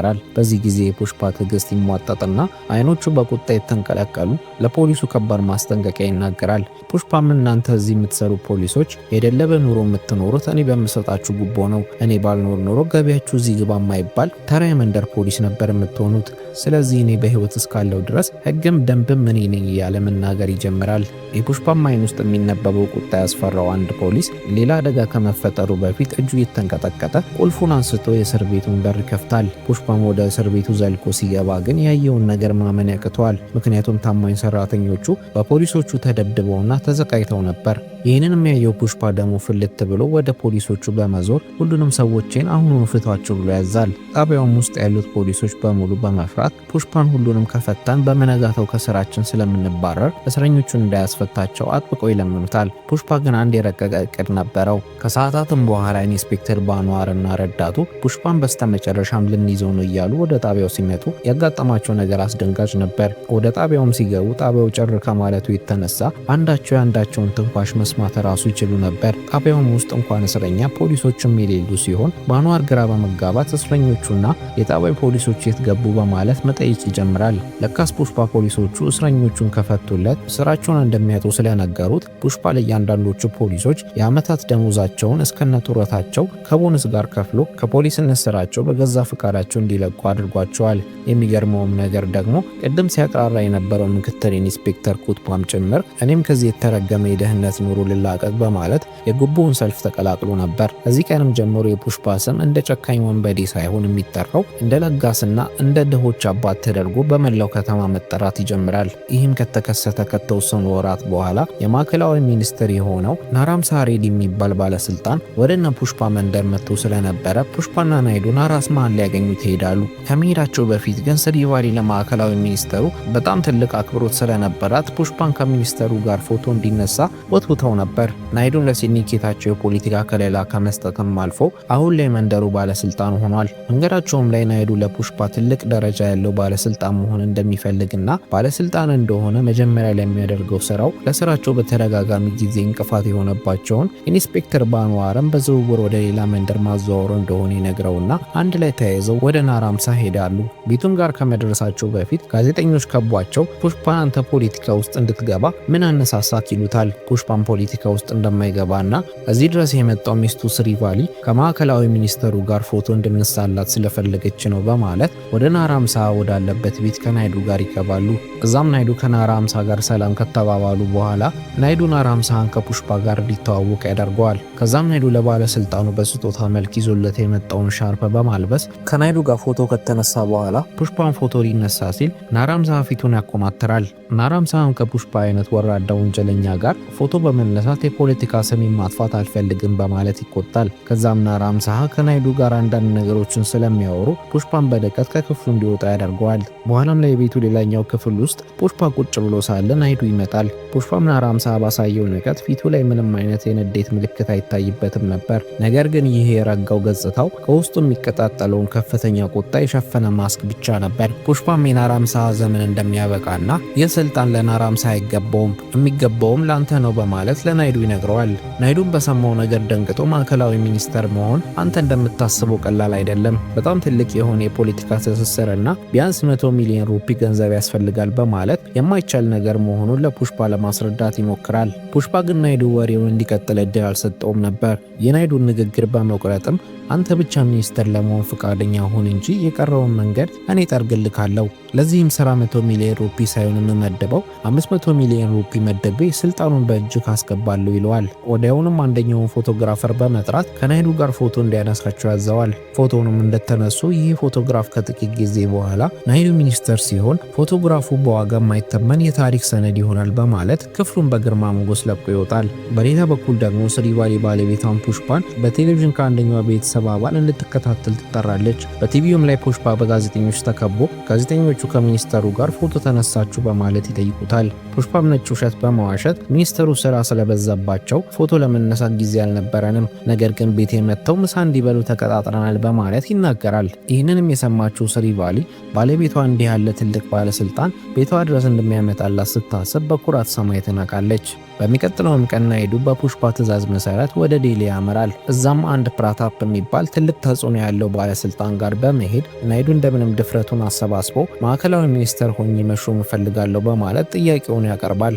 ይህንንም የሰማውን ፕራታፕ ግን በግርምት ተሞልቶ ናይዱን አንተ እኮ ለቀበሌ ሊቀመንበርነት እንኳን የምትመጥን ሰው አይደለክም፣ እንዴት ደፍረክ የዋና ሚኒስተርነት ወንበር ትመኛለክ በማለት ይናገረዋል። ፕራታፕ ግን የማያውቀው ነገር ቢኖር ከናይዱ በስተጀርባ ያለው ሰው አፈርን ወደ ወርቅ ተራ ሰራተኛን ደግሞ ወደ ንጉስነት የሚቀይረው ፑሽፓ መሆኑን አላወቀም ነበር። ይህ በእንዲህ እንዳለም ታሪካችን ወደ አንድ ህገወጥ የማዕድን ማውጫ ቦታ ይወስደናል። እዛም የፕራታፕ ታናሽ ወንድም የሆነ ሱባ የተባለ ሰው ስራ ላይ ያለ ፑሽፓ አንድ ግዙፍ ሶፋ ይዞ ይመጣል። ሱባም ወዲያውኑ ወደ ወንድሙ ፕራታፕ ደውሎ አንድ ሰው አንተን ለማግኘት 5 ሚሊዮን ሩፒ ይዞ መጥቷል ይለዋል። ፕራታፕም ግራ በመጋባት ሰውየው ማን ነው ብሎ ሲጠይቅ ፑሽፓ ስልኩን ተቀብሎ ራሱን ያስተዋውቀዋል። ፕራታፕም በንቀት ድምፅ ይህ 5 ሚሊዮን ሩፒ ለምንድን ነው ብሎ ፑሽፓን ይጠይቀዋል። ፑሽፓም ገንዘብ ላንተ አይደለም፣ አንተም በስልክ እንዳገኘክ ላደረገኝ ለወንድምህ ለሱባ የሰጠሁት ነው ይለዋል። ፑሽፓም ቀጥሎ እስከ መቼ ነው በዛ አሮጌ ወንበር ላይ የምትቀመጠው? ላንተ የሚመጥን አንድ ውድ ሶፋ ልኬልሃለሁ፣ እሱ ላይ ተቀመጥ ይለዋል። ፑሽፓም ልክ ይህንን አውርቶ እንደጨረሰ በፕራታፕ ቢሮ ውስጥ ጥቂት ሰዎች አንድ ግዙፍ ሶፋ ተሸክመው ይገባሉ። ፑሽፓም ፕራታፕን ሶፋው ተራ ሊመስል ይችላል፣ ነገር ግን ዋጋው 25 ሚሊዮን ሩፒ ነው ይለዋል። ሶፋውም ይህን ያክል ውድ እንዲሆን ያደረገው በሶፋው ውስጥ በድብቅ የታጨቀው 25 ሚሊዮን ሩፒ ነበር። ፕራታፕም በፑሽፓ የገንዘብ አቅምና በብልሃቱ ተሸንፎ ፑሽፓን የሚፈልገውን ነገር ይጠይቀዋል። ፑሽፓም ናይዱን የማዕከላዊ ሚኒስተር እንድታደርገው ፈልጋለሁ፣ እሱንም ደግሞ ካሳካት ልክ እንደዚህ አይነት ሶፋ በብዛት እልክልሃለሁ በማለት ስልኩን ይዘጋዋል። ስልኩም ከተዘጋ በኋላ ፕራታፕ ወደ ናይዱ በመዞር ይህ ጓደኛ ለገንዘብ ግድ የማይሰጠው ፍርሃት የሚባል ነገር የማይሰማው እጅግ አደገኛ ሰው ነው፣ ብትጠነቀቅ ይሻላል ይለዋል። ፑሽፓም ለናይዱ የሚኒስተርነት ወንበር የሚሆነውን ቃል የገባውን 500 ሚሊዮን ሩፒ በአጭር ጊዜ ውስጥ ለማግኘት ወደ ተግባር ይገባል። ይህንን ያህል ግዙፍ ገንዘብ ለማግኘት ደግሞ ከትናንሽ ነጋዴዎች ጋር መላፋት ትርጉም እንደሌለው ስለሚያውቅ ከአንድ ትልቅ ነጋዴ ጋር ለመገናኘት ወደ ማልዲቭስ ወደምትባል ከተማ ያቀናል። እዛም ፑሽፓ እጅግ ዘመናዊና አይን የሚማርክ ቅንጡ መኖሪያ ቤት ውስጥ ሐሜድ ከሚባል ዓለም አቀፍ የኮንትሮባንድ ነጋዴ ጋር ይገናኛል። ሐሜድም እጅግ ባለጸጋ ከመሆኑ የተነሳ በአየር ላይ በሄሊኮፕተር እንጂ በመሬት ላይ በእግሩ አይራመድም። ሐሜድም ለፑሽፓ አንድ ላይ የሚሰሩት አንድ ቅድመ ሁኔታ እስካሟላ ድረስ ብቻ እንደሆነ ይነግረዋል። ሐሜድም እኔ ከ1000 ቶን ቶን በታች የሆነ ሳንደልውድ እንጨት አልገዛም። ከዛ በታች የሆኑ ትናንሽ ቁጥሮች መስማት ራሱ ደስ አይለኝም ይለዋል። ፑሽፓ በዚህ ድረስ የመጣው ከ1000 ቶን በታች ሳንደልውድ እንጨት ለመሸጥ ሳይሆን 2000 ቶን እንጨት ለመሸጥ ነው በማለት ሐሚድ በንግግሩ ካስደመሙ በኋላ 2000 ቶኑን እንጨት በ50 ቢሊዮን ሩፒ እንዲገዛ ሐሚድን ያስማማዋል። ሆኖም ግን ስምምነታቸው እዚህ ጋር ሳያበቃ አንድ አስደናቂ ነገር ፑሽፓ ያደርጋል። ሐሚድም ከሚከፍለው 50 ቢሊዮን ሩፒ ላይ 100 ሚሊዮን ሩፒ ቀንሶ የሐሚድን የግል ሄሊኮፕተር እዛው ይገዛዋል። ፑሽፓ ምንም ያክል የመጣው በፒካፕ መኪና ቢሆንም ወደ ህንድ የተመለሰው ግን በራሱ ሄሊኮፕተር ነበር። ፑሽፓም ከማልዲቭስ እንደተመለሰ የሲንዲኬቱ አባላትን ሰብስቦ ለሐሚድ ቃል የገባውን 2000 ቶን የሳንደልውድ እንጨትን በአስቸኳይ እንዲያዘጋጁ ጥብቅ ትዕዛዝ ያስተላልፋል። በፑሽፓ ትዕዛዝም መሰረት ሁሉም አባላት ሌት ተቀን ደፋ ቀና በማለት እንጨቶቹን ማዘጋጀት ይጀምራሉ። ትዕይንቱ የሚቀየርና ታሪካችን ወደ ፑሽፓ ቀንደኛ ጠላቶች ይወስደናል። ወንድሟን በፑሽፓ የተገደለባት የማንገላም ሰሪኖ ሚስት ዳክሻ ወደ ፖሊሱ ባንዋር ሲንግ ቤት ታመራለች። እዛም ዳክሻ ባንዋርን እኔና አንተ ተመሳሳይ የሆነ አደገኛ ጠላት አለን፣ ፑሽፓን ከስልጣኑ ለማውረድ አብረን መስራት አለብን በማለት ጥያቄ ታቀርብለታለች። ፑሽፓንም ከጣሉ ማንገላም ሰሪን ወደ ነበረበት ስልጣን እንደሚመለስና ለባንዋርም ከፍተኛ መጠን ያለው ጉቦ እንደሚሰጠው ቃል ትገባለች። በአሁንም ሰዓት ላይ ፑሽፓ ኃይል ከመጠን በላይ ከመጋነኑ የተነሳ በሲንዲኬቱ ውስጥ እሱን የሚደፍር ይቅርና በክፉ የሚያየውም አባል የለም። ዳክሻ ግን አንድ የረቀቀ ዘዴ ታወጣለች። እሱም ፑሽፓን በቀጥታ ከመምጣት ይልቅ የሲንዲኬቱ አባሎችን በማስፈራራት ፑሽፓ ላይ ተቃውሞ ማምጣት ነበር። ዳክሻም ቀጠለ የሲንዲኬቱ አባላቱ ፖሊስን እንዲፈሩ ካደረግን አባላቱ በፍርሃት ተሸብረው ፑሽፓን መቃወማቸው ስለማይቀር የዛኔ ፑሽፓ ብቻውን ይቀራል ትለዋለች። ዳክሻም እቅዳቸውን ለማሳካት በመጀመሪያ ዛሬ ምሽት ላይ ባካና ከተባለ ነጋዴ ወደ ፑሽፓ የሚጓጓዝ እጅግ ብዛት ያለው የቀይ ሳንደልውድ እንጨት ስላለ ይህንን ጭነት በመያዝና ንግዱን በማክሸፍ በሲንዲኬቱ አባላት ላይ ሽብር ድባብ መልቀቅ እንችላለን ትላለች። ዓላማቸውን ፑሽፓን በሲንዲኬቱ አባላት ድምፅ ብልጫ ከስልጣኑ ማስወረድና ስልጣኑን ለማንገላም ሰሪን መመለስ ነው። ባንዋርም በዳኬሻ ሀሳብ በመስማማት ወዲያውኑ ወደ ተግባር ይገባል። የባካናንም የጭነት መኪኖችን በመንገድ ላይ ሳሉ በማስቆም መኪኖቹ ላይ ቤንዚን በማርከፍከፍ በእሳት እንዲጋዩ ያደርጋቸዋል። ባንዋር ግን በዚህ ብቻ አላበቃም። ባካናን ይዞት አንድ ድልድይ ላይ በመዘግዘግ ያለምንም ርህራሄ ወደ ታች ይጥለዋል። ይህንንም ድርጊት የተመለከቱት ዳኬሻና ማንገላም ሰሪኑ ባንዋር በፈጸሙ የተጋነነ ድርጊት ቢበሳጩም ባንዋር ግን የባካና ሞት ለሌሎቹ የሲንዲኬቱ አባሎች ትልቅ ማስጠንቀቂያና ማስፈራሪያ ስለሚሆን የሲንዲኬቱ አባሎች በታላቅ ፍርሃት ፑሽፓ ላይ ይሸበራሉ ይላል። እውነትም ባንዋር እንዳለው በሚቀጥለው ቀን ላይ በባካና ቀብር ስነ ስርዓት ላይ ሲንዲኬቱ አባሎች በፑሽፓና በባንዋር መካከል ያለው ጸብ እስካለ ድረስ በቀጣይ የምንገደለው እኛም ልንሆን እንችላለን በማለት ናይዱን ከማንገላም ሰሪው ነጥቀክ ለፑሽፓ የሰጠውን ስልጣን መልሰው ምንም ያክል ከማንገላም ሰሪው የምናገኘው ገንዘብ ትንሽ ቢሆንም ግን ከህይወታችን አይበልጥም በማለት ይነግሩታል። በሚቀጥለውም ቀን ናይዱ ሁኔታውን ለማብረድ ወደ ባንዋር ቢሮ ያመራል። እዛም በባንዋርና በፑሽፓ መካከል ያለው ጦርነት እንዲቆም እየተማጸነ ቀደም ሲል የተሰጠ ገንዘብ ካነሰ ተጨማሪ ገንዘብ እንጨምርልካለን፣ ብቻ አንተ ከፑሽፓ ጋር እርቅ አውርድ ብሎት ይደራደረዋል። ባንዋር ግን በቁጣ ይነሳና ወደ ናይዱ ጠጋ ብሎ ልብስህን አውልቅ ብሎ ያዘዋል። ናይዱን ግራ ተጋብቶ ሲመለከተው ባንዋር ፑሽፓ እርቃኔን አስቀርቶኝ መንገድ ላይ ለቆኛል፣ ወደ ቤትም ስሄድ በውሻዬ እንዳልታወቅ ያደረገኝ እሱ ነው፣ ለዛም ፑሽፓ ላደረሰብኝ ከባድ ውርደት በይፋ ይቅርታ ካልጠየቀኝ በስተቀር ምንም አይነት ስምምነት የለም በማለት ይናገራል። ናይዱም የጉዳዩን አሳሳቢነት በመረዳት የሁለቱን እርቅ ለማውረድ ያለውን ቁርጠኝነት ለማሳየት ወዲያውኑ የቢሮውን በር ዘግቶ የራሱን ልብስ ማውለቅ ይጀምራል። ናይዱም ፑሽፓ ይቅርታ እንዲጠይቅህ አደርጋለሁ፣ አንተ ብቻ በንግዳችን ላይ ጣልቃ አትግባ በማለት ባንዋርን ያስማማዋል። በሚቀጥለውም ቀን ናይዱ የሲንዲኬት አባሎቹን ስብሰባ ይጠራል። እዛም በናይዱ ግብዣ መሰረት ባንዋርን በቦታው ነበር። ስብሰባውም ከመጀመሩ በፊት ጃካሬዲ ወደ ፑሽፓ ቤት በመሄድ የባንዋርን ጥያቄ ነግረውና ሁኔታው እንዲረጋጋ ባንዋርን ይቅርታ ጠይቅ፣ ማንገላም ሰሪኑና ዳክሻ ይህንን አጋጣሚ ተጠቅመው ስልጣንህን ሊነጥቁክ እያሴሩ ነው በማለት ይመክረዋል። ፑሽፓ ምንም እንኳን ይቅርታ የሚለው ቃል በመዝገበ ቃላቱ ውስጥ ባይኖርም ለሲንዲኬቱ አንድነት ሲል በስብሰባው ላይ ሰክሮ ቀርቦ ባንዋርን ይቅርታ ለመጠየቅ ይወስናል። ስብሰባውም ላይ ማንገላም ሰሪኑና ዳክሻ ፑሽፓ መቼም ቢሆን ይቅርታ አይጠይቅም በማለት በቅርቡ ከስልጣኑ እንደሚወርድ እርግጠኛ ነበሩ። ፑሽፓን ባንዋር የሲንዲኬቱ አባሎች በተሰበሰቡበት መሃል ለባንዋር ይፋዊ ይቅርታ ይጠይቀዋል። በቦታውም የነበሩት የሲንዲኬቱ አባሎች ፑሽፓ ተሸነፈ በማለት በፑሽፓ መሳለቅና ማፌዝ ይጀምራሉ። ፑሽፓ ውርደቱን መቋቋም አቅቶት ስብሰባውን አቋርጦ ይወጣል። መኪናውም ውስጥ ከስሪቫሊና ከኬሴዋ ጋር ወደ ቤቱ የተመለሰ ሳለ ፑሽፓ ትክክለኛውን ነገር አድርጌያለሁ ወይ ብሎ ይጠይቃቸዋል። እነሱም ትክክለኛውን ነገር ያደረገው ቢሉትም ግን ፑሽፓ ራሱን በሲንዲኬቶቹ መሃል ያስናቀ ስለመሰለው ተናዶ ወዲያውኑ ስሪቫሊ ስሪቫሊንና ኬስቲቫን ከመኪናው አስወርዶ በፍጥነት ወደ ስብሰባው ቦታ ይመለሳል። እዛም ይቅርታዬን አገኘው እያለ እንደ ህፃን ልጅ የፈነጠዘ ወደ ቤቱ ሊሄድ መኪናው ውስጥ ሊገባ የነበረውን ባንዋርን ከነ መኪናው ገጭቶት አንድ መዋኛ ገንዳ ውስጥ ይከተዋል። ፑሽፓን በዚህ ብቻ ሳያበቃ ወደ መዋኛው ገንዳው በመሄድ ባንዋር ላይ ሽንቱን በመሽናት ከሞት የከፋው ውርደት ያከናንበዋል። ባንዋርን በድንጋጤና በውርደት የት እንዳለ ራሱ ረስቶታል። ፑሽፓን ወደ ተሰበሰቡት ሰዎች ዞሮ በግርማ ሞገስ ተሞልቶ እኔ ማንም ተገዥ አይደለሁም፣ ለማንም ይቅርታ አልጠይቅም በማለት ይናገራል። ባንዋርም ከድንጋጤው ከተመለሰ በኋላ ፑሽፓን ከዚህ በኋላ የምታደርገውን የሳንድልውድ እንጨት ንግድ በመቆጣጠር አንድም እንጨት እንዳታገኝ ነው ማደርክክ በማለት ይዝታል። ፑሽፓን ባንዋርን እሁድ ጠዋት 4 ሰዓት ላይ 2000 ቶን የቀይ ሳንድልውድ እንጨት በቼናይ ወደብ በኩል ያልፋል። እስኪ አንተ እንኳን 2000 ቶን ተወውና የእንጨት ቁራጭ ማግኘት ከቻልክ የሲንዲኬቱን አለቃነት ለቅና ወደ ድሮ ተራ የቀን ሰራተኛ ሆኜ መኖር ጀምራለሁ በማለት ከባንዋር ጋር ይወራረዳሉ።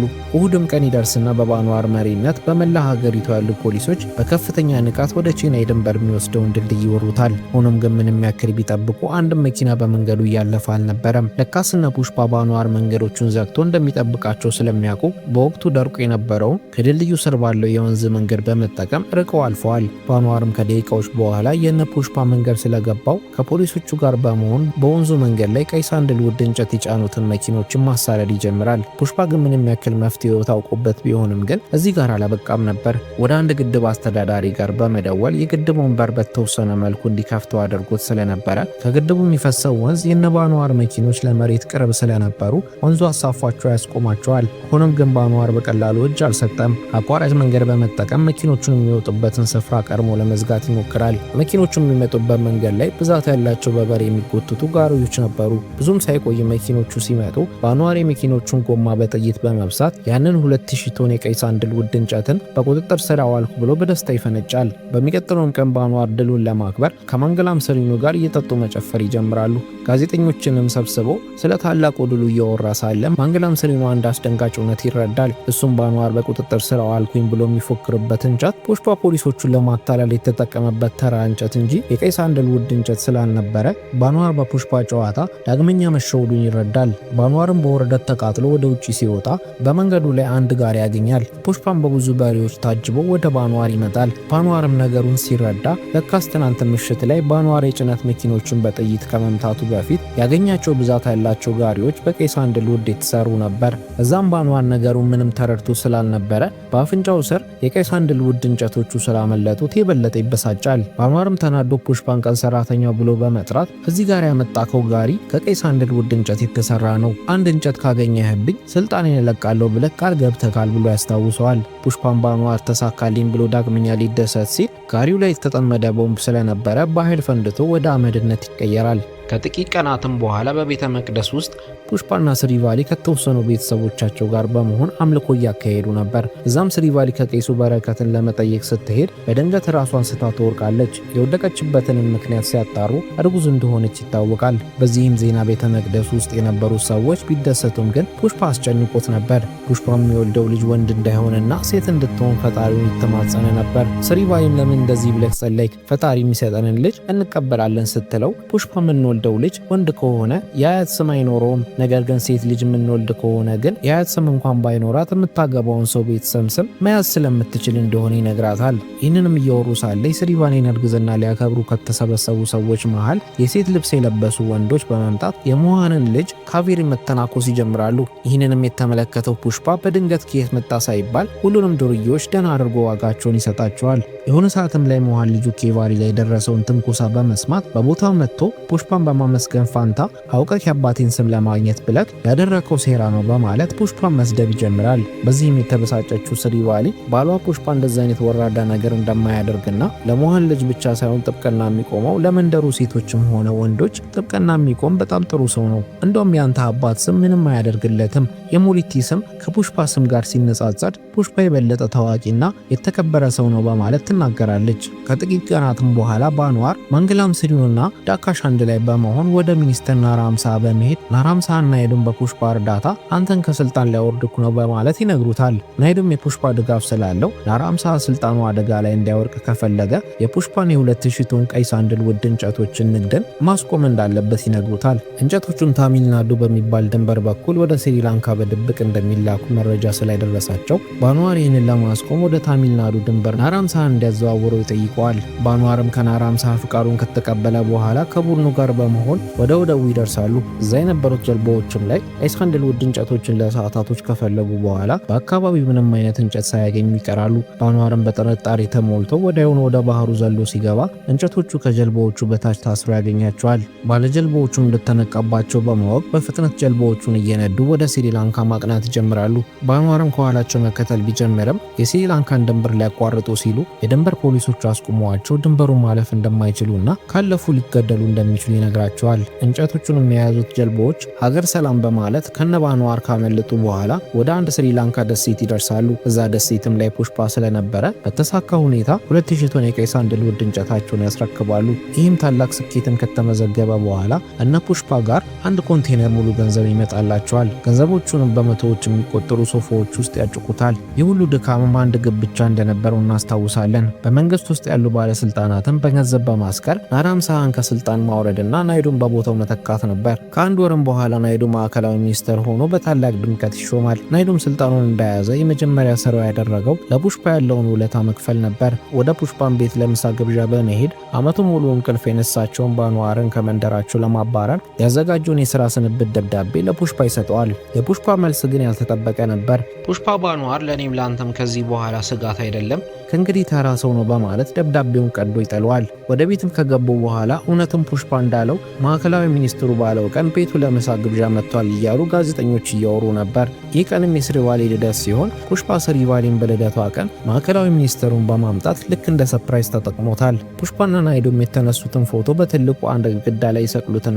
ምሳቸውን መብላት ይጀምራሉ። ትዕይንቱም ይቀየርና በሽንፈት የተከናነበውን ባንዋርን ፌክ ሳንድልውዶች በተሞሉበት መጋዘን ውስጥ ከረዳቱ ጋር እናየዋለን።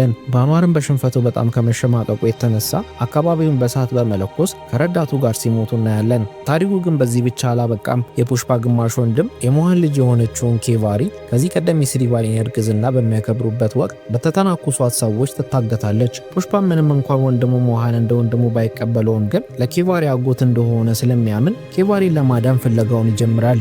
ነገር ግን ስላገቷት ሰዎች ሲጣራ ያገቷት ሰዎች የባለስልጣኑ የፕራታፕ ልጅ በሆነው በቦጋ ሲሆን ናይዱ ይህንን በመረዳት በፑሽፓና በፕራታፕ መካከል ጸብ ተፈጥሮ ከስልጣኑ እንዳይባረር በመፍራት ወደ ፕራታፕ ሄዶ ፑሽፓ ምንም እንደማያደርግ ለፕራታፕ በስልክ እንዲነግረው ያደርገዋል። ናይዱም ፑሽፓን ሞሃን ወንድምነትህን እስካልተቀበለክ ድረስ እንደዚህ አይነት ድርጊት ውስጥ መግባት የለበትም በማለት ያስማማው ቢሞክርም ፑሽፓ ግን የመጣውን ይምጣ በማለት ለቦጋና ለጭፍሮቹ ኃይለኛ ማስፈራሪያ ያስተላልፋል። ፑሽፓም ለብቻው በመሆን ቦጋን ፈልጎት ካገኘው በኋላ ቦጋ ኬቫሪን ስላገታት ፑሽፓ ምንም አያደርግም በማለት እጅና እግሩን በማሰር መቀለጃ ያደርገዋል። ሆኖም ግን የሆነ ሰዓት ላይ ፑሽፓ ትዕግስቱን በመጨረስ እንደ አንበሳ በመገንፈል የታሰረበትን ገመድ በጥሶ ቦጋና ጭፍሮችን በጦር ወቅቶ ይጨርሳቸዋል። በዚህም ጸብ ምክንያት ቦጋ ብቻ ሳይሆን የሞተው የቦጋ አባት የሆነውና የፕራታፕ ልጅ የሆነው ሱባሃም ጣልቃ ሊገባ ሞክሮ በፑሽፓ ተገሏል። በመጨረሻም ፑሽፓ ኬቫሪን ካዳናት በኋላ ፕራታፕ ልጁንና የልጅ ልጁ ቀብር ላይ እናየዋለን። ፑሽፓም ኬቫሪን ከወንበዴዎቹ ከታደጋት በኋላ ግማሽ ወንድሙ ሞሃን ይህን ሁሉ ዓመት ፑሽፓ ላይ ባደረሰው በደል ተጸጽቶ ወደ ፑሽፓ ቤት ይመጣል። ሞሃንም ፑሽፓን እኔ ወንድምክ መሆን ቢያቀተኝም አንተ ግን እውነተኛ አጎት መሆንህን አሳይተሃል በማለት የኬቫሪን የሰርግ ጥሪ ካርድ ለፑሽፓ እናት ይሰጣል። በካርዱም ላይ ለሰርጉ የሚጠራው ሰው ስም ላይ ሞሊቲ ፑሽፓ ተብሎ ስሙ መጻፉን ያየው ፑሽፓ ለዓመታት ሲናፍቁ የነበረውን የቤተሰብ ስምንና እውቅና በማግኘቱ በደስታ ያለቅሳል። በመጨረሻም በኬቫሪ ሰርግ ላይ ሞሃንና ፑሽፓ እንደ ወንድማማቾች በአንድነት ቆሞ በደስታ ላይ ሳሉ፣ በሌላ በኩል ግን ፑሽፓን ለማጥፋት ፕራታፕ፣ ማንግላም ሰሪኖና ጃሊ ሬዲ ሲተባበሩ እናያለን። ከርቀትም ሰርጉ በሚካሄድበት አካባቢ ላይ አንድ ሚስጥራዊ ሰው በሪሞት ኮንትሮለር ቦምብ ሲያፈነዳ እያየን የታሪካችን ክፍል 2 ያልቃል።